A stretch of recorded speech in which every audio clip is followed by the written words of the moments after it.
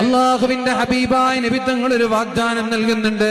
പരിശുദ്ധമായ ഖുർആനിലെ സൂറത്തുൽ ഇഖ്ലാസ് 3 തവണ ഓതുന്നവർ, പരിശുദ്ധമായ ഖുർആനിലെ മുഅവ്വിദത്തൈനി അഥവാ ഖുൽ അഊദു ബിറബ്ബിൽ ഫലഖ്, ഖുൽ അഊദു ബിറബ്ബിൻ നാസ് രാത്രി കിടന്നുറങ്ങുന്ന സമയത്ത് ഒന്ന് കയ്യിലേക്ക് ഊതി ശരീരമാ സകലം തടവുന്ന ഒരാൾക്ക് ഇതുപോലെയുള്ള മാരകമായ ഒരസുഖവും ഉണ്ടാവൂല എന്ന് പരിശുദ്ധ റസൂലുള്ളാഹ്.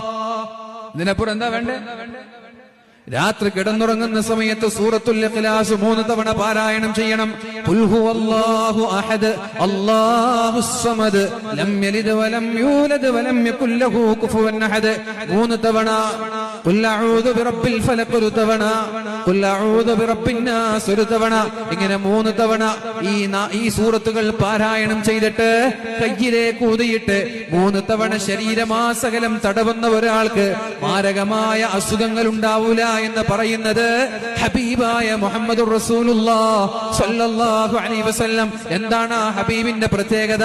വമാ യൻതിഖു അനിൽ ഹവാ. അല്ലാഹുവിന്റെ ഹബീബായ നബി തങ്ങളെ ഒന്നും സ്വന്തമായി പറഞ്ഞതല്ല.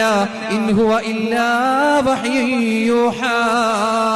അല്ലാഹു പറയാൻ പറഞ്ഞതല്ലാതെ, അല്ലാഹു പറയാൻ ഏൽപ്പിച്ചതല്ലാതെ അല്ലാഹുവിന്റെ റസൂൽ സ്വന്തമായിട്ടൊന്നുപോലും സംസാരിച്ചിട്ടില്ല.